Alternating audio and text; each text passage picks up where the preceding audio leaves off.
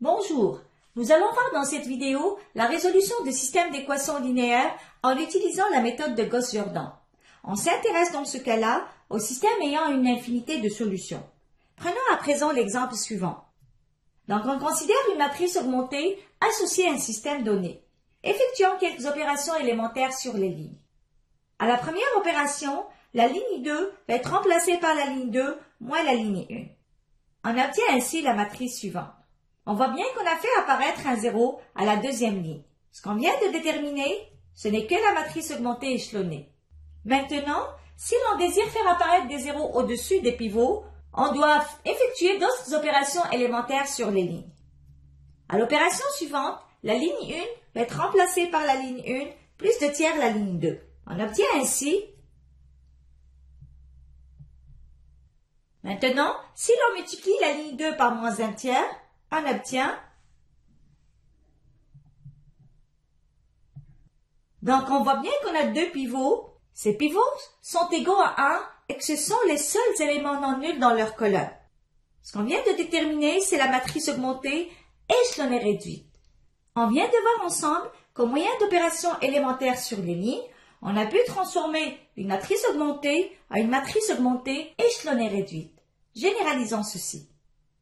Donc, soit la définition suivante.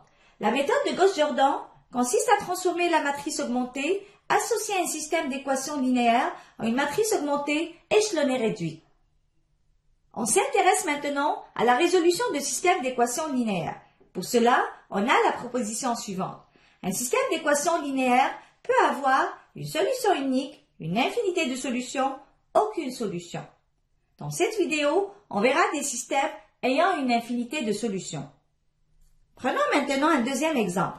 L'objectif ici étant de résoudre un système de deux équations à trois inconnus. Notons ceci par 1. Pour utiliser la méthode de Gauss-Jordan, on doit dans un premier temps représenter ce système par sa matrice augmentée. On remarque que cette matrice est la même que celle qui a été considérée à l'exemple 1. On a vu ensemble qu'au moyen d'opérations élémentaires sur les lignes, cette matrice augmentée est équivalente selon les lignes à une matrice augmentée échelonnée réduite, laquelle se traduit par un système qu'on note par 2. Donc les systèmes 1 et 2 sont équivalents. Ils ont le même ensemble de solutions. Comme le système 2 est plus facile à manipuler, on va résoudre et déduire par la suite l'ensemble de solutions pour le système 1.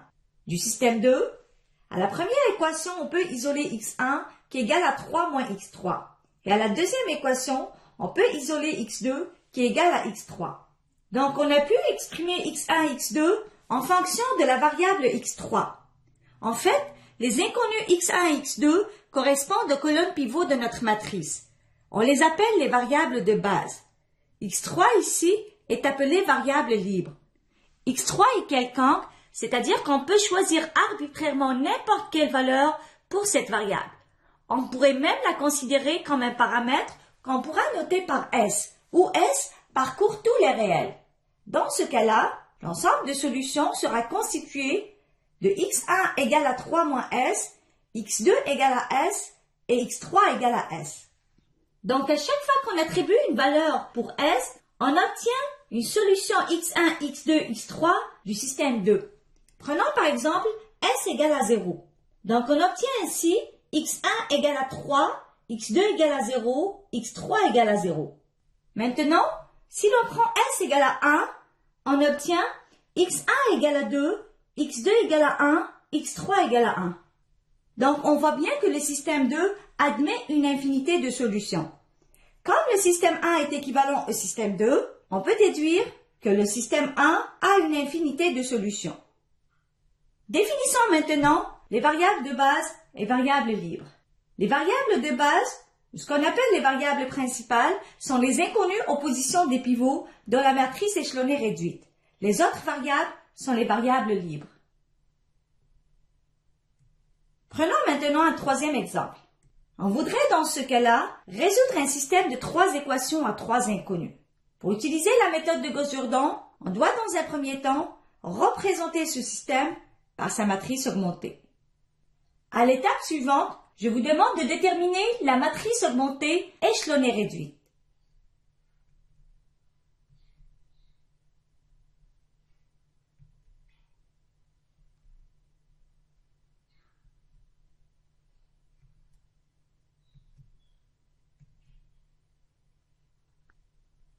Donc au départ, on avait un système qu'on a noté par 1. On a représenté ce système par sa matrice augmentée, laquelle, en moyen d'opération élémentaire sur les lignes, a été transformée en une matrice augmentée échelonnée réduite. Cette dernière se traduit par un système qu'on a noté par 2. Donc les systèmes 1 et 2 sont équivalents. Ils ont le même ensemble de solutions. On résout le système 2 et on déduit l'ensemble de solutions pour le système 1. Du système 2, à la dernière équation, on voit que 0 égale à 0. C'est une équation qui est toujours vérifiée. À la première équation, on peut isoler x1 qui est égal à 4 plus 3x3. Et à la deuxième équation, on peut isoler x2 qui est égal à moins 5x3.